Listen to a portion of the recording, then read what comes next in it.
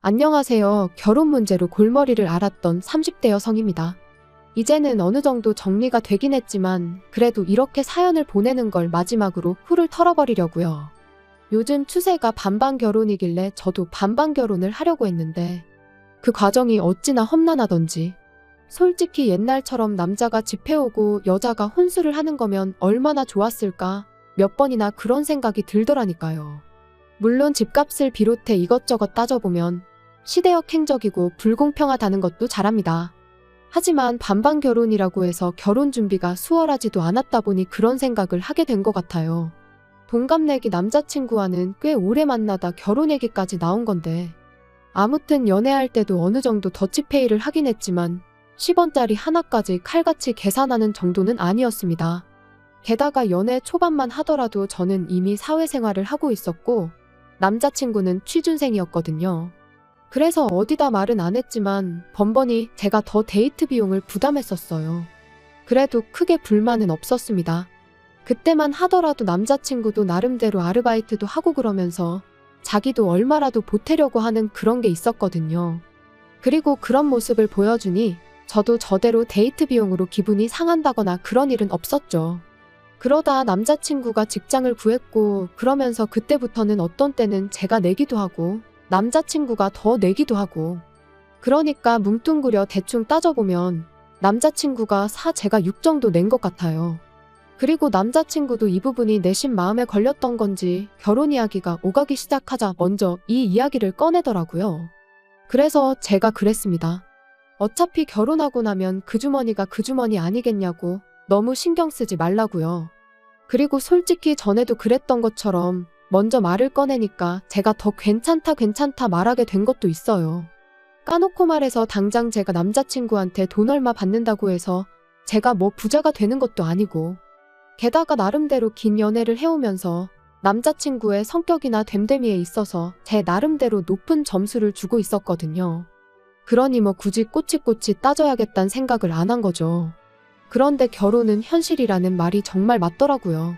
저희가 연애하는 동안에는 괜찮았는데 본격적으로 결혼 준비를 시작하면서부터는 번번이 부딪히기 일쑤였으니까요. 일단 결혼 이야기가 나오자 연애할 때처럼 결혼도 서로 부담하는 비율이 비슷했으면 좋겠다는 이야기가 나왔습니다. 그리고 여기까지는 뭐 딱히 거슬리거나 그럴 건 없었어요.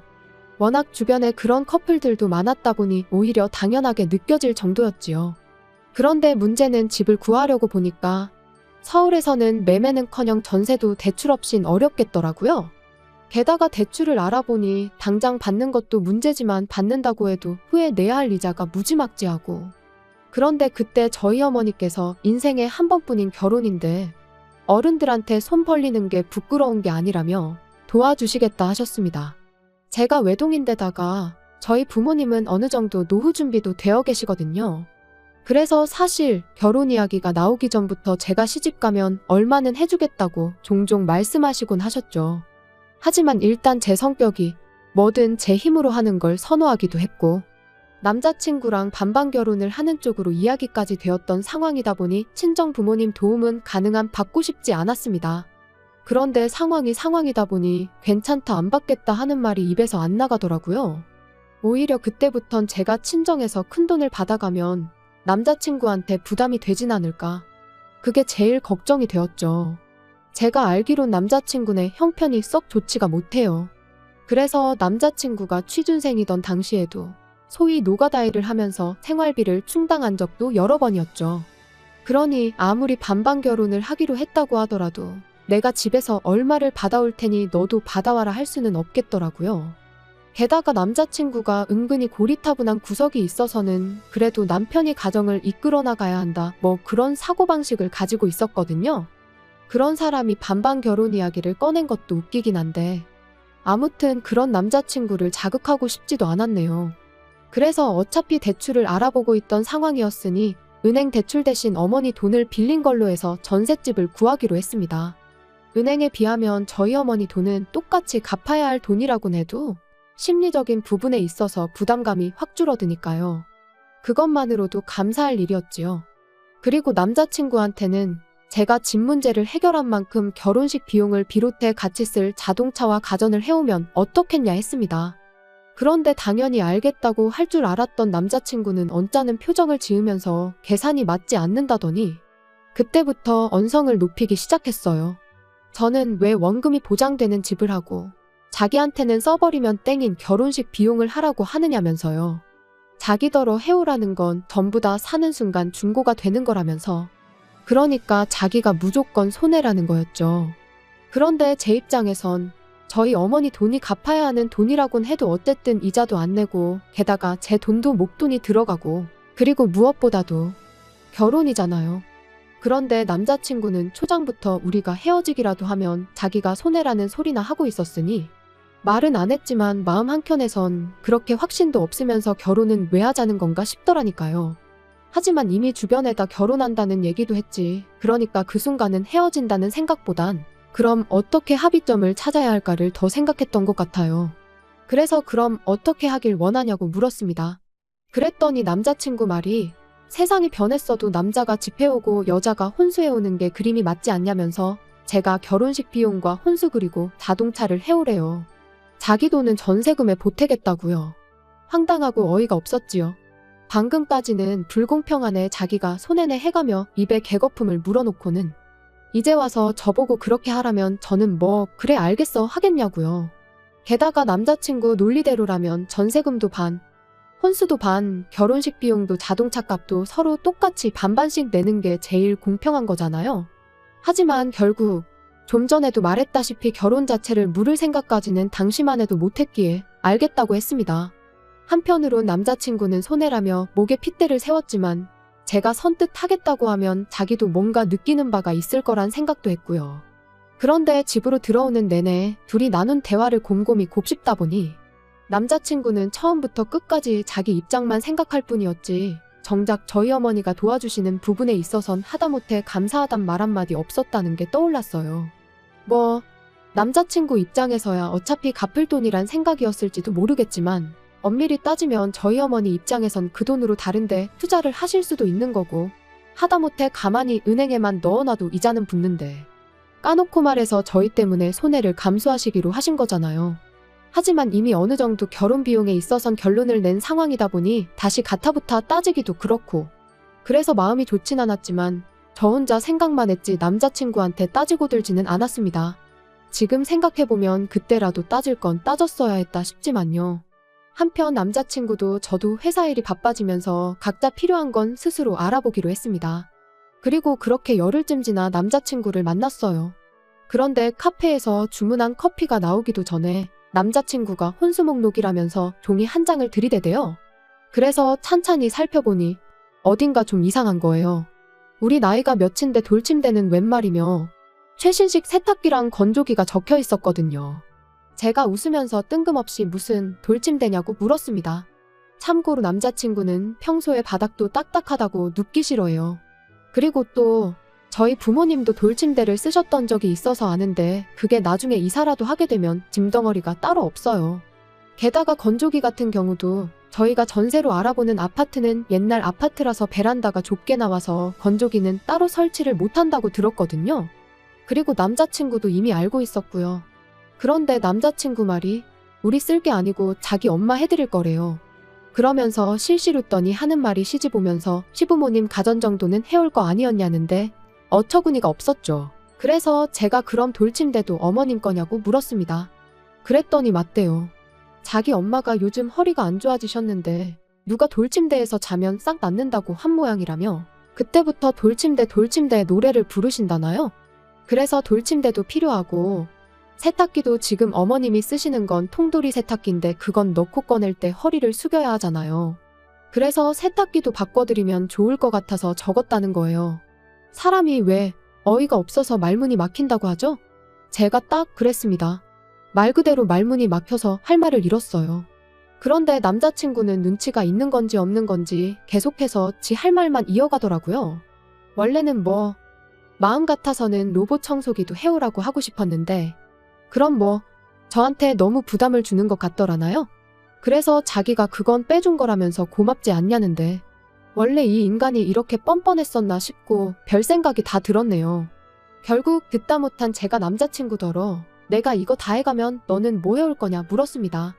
그랬더니 남자친구가 저더러 그게 무슨 소리냐면서 자기가 왜 뭘 해가야 하냐더니 저더러 뭔가 착각을 하고 있는 것 같답니다.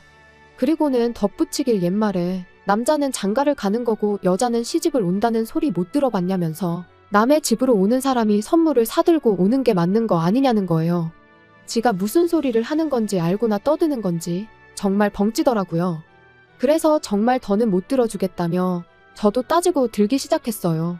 어디서 그런 말 같지도 않은 소리를 주워 듣고 와서는 그러냐고요.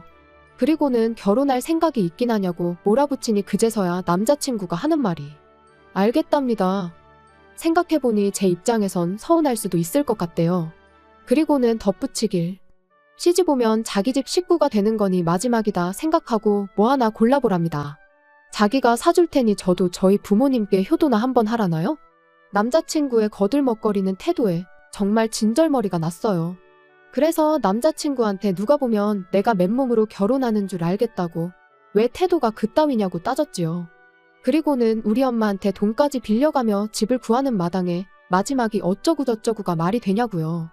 그랬더니 어차피 갚을 돈인데 뭘 그렇게 생색을 내냐는 거예요. 그러면서 솔직히 좀 치사하답니다. 딸 시집 가는데 돈을 그냥 주면 주는 거지 갚으라는 건 좀 모양 빠진다고요. 그리고 그 이야기를 듣는 순간 더는 상대할 가치도 없다 싶었습니다. 저희 어머니에게 감사한 마음은 고사하고 결혼 자체를 불손하게 여기고 있다는 게 너무 실망스러웠거든요. 진작에 감가상각 운운하면서 결혼 비용 불공평하다고 노래를 할 때 알아봤어야 했는데 좋게 좋게 넘어가려고 했던 제 실수였지요. 마음 같아선 결혼이고 뭐고 당장이라도 업자고 내지르고 싶었지만 그러기 전에 어떻게든 이 인간을 후회하게 만들어야겠다 싶대요. 그래서 남자친구한테 그런 식으로 생각하고 있는 줄은 꿈에도 몰랐다며 네 진심은 잘 알겠다 했습니다. 그리고는 실은 그렇지 않아도 우리 엄마가 돈을 뭘 갚냐고 갚지 말라셨다며 그런데 너는 공평한 게 중요한 사람 같으니 너도 똑같이 우리 집에서 해주는 만큼 해오라고 했지요. 그랬더니 남자친구가 눈을 동그랗게 뜨더니 당황한 눈치더라고요. 하지만 그러던지 말던지 저 먼저 피곤하다 말하고 자리에서 일어나 바로 집으로 돌아왔어요. 그리고는 어머니께는 결혼 안 할 거니까 적금은 깨지 마시라고 했죠. 그리고는 남자친구와 나눴던 대화를 들려드리니 어머니께서도 뭐 그런 놈이 다 있냐면서 그런 놈하곤 결혼해도 좋은 꼴은 못 보고 산답니다. 돈이 없는 건 둘째치고 그렇게 밴댕이 소갈딱지에 되도 않는 잔머리 굴려가며 계산기 두들기는 놈은 평생 그 모양 그 꼴로밖에 못 산다면서 말이에요. 사실 집에 오는 내내 내가 말이 너무 심했나? 혹시 대화로 잘 풀어볼 수 있던 문제는 아니었을까 싶기도 했는데 어머니께서 두말 않고 잘했다 해주시니 한결 마음이 가벼워지대요. 그리고 그날 이후로 무슨 이유로든 남자친구가 연락을 해오면 일단 돈부터 준비하라고만 했어요. 돈이 준비가 돼야 결혼 준비도 할 거 아니냐고요. 그랬더니 2주쯤 지나자 아예 집 앞까지 찾아왔더라고요. 그래서 나갈까 말까 고민하다 언제까지 무시만 한다고 해결될 일도 아니니 이제 그만 확실히 헤어지자 얘기를 해야겠다는 생각으로 나갔습니다. 1층으로 내려가니 정문 바로 앞에 남자친구가 서 있었는데 시집 오는데 시댁에 빈손으로 올 생각은 하지 말라며 당당하게 말하던 기세는 온데간데 없이 쭈뼛거리면서 제 눈치만 살살 보더라고요. 그래서 제가 무슨 일이냐고 먼저 말문을 여니 한다는 소리가 자기가 생각이 짧았답니다. 어머님한테 드릴 돌침대며 세탁기며 그런 건 다 자식된 마음으로 하나라도 더 해드리고 싶은 마음 때문에 그랬던 건데 상황이 이렇게 돼서 어머님께 여쭤보니 아들이 행복한 게 최고라며 그런 거 안 받아도 된다고 하시더라나요. 하지만 그런 말에 뭐 제가 감동이라도 했어야 할까요? 오히려 상황이 이렇게 되니까 일단 말만 그렇게 하는지 알 바냔 말이죠. 그래서 그냥 아무 말도 안 하고 남자친구만 다시 쳐다보고 있었더니 자기가 생각을 해봤는데 처음에 제가 얘기했던 대로 하면 아무 문제 없는 거 아니냐입니다. 제가 장모님 돈에 제 돈을 더해서 집을 해오고 자기는 그 외의 것들을 하면 되지 않냐고요. 그러면서 그렇게 하면 자기가 굳이 돈을 부모님께 받아올 필요는 없을 것 같다는데 아직 결혼도 안 했는데 무슨 장모님이냐고 헛소리 하지 말라고 말을 끊었습니다. 그리고는 나도 생각해봤는데 맞다고 네가 굳이 네 부모님한테 돈을 받아올 필요는 없다고 했어요. 그랬더니 말을 딱 자를 때는 당황하다가 돈을 똑같이 해올 필요 없다는 말에 얼굴에 화색이 돌더니 역시 그럴 줄 알았답니다. 그래서 제가 당연한 거 아니냐고. 어차피 나는 너랑 헤어질 건데 네가 돈을 해오는 게 이제 와서 무슨 의미가 있겠냐고 했죠. 그리고 솔직히 너희 집 돈 해줄 상황 못 되지 않냐고 아주 직설적으로 물었습니다. 그 돈 해온다고 해봤자 기껏해야 네 부모님이 어디 가서 빌려다 주는 게 다일 텐데 그걸로 내가 발목 잡힐 일 있냐고. 됐다고요.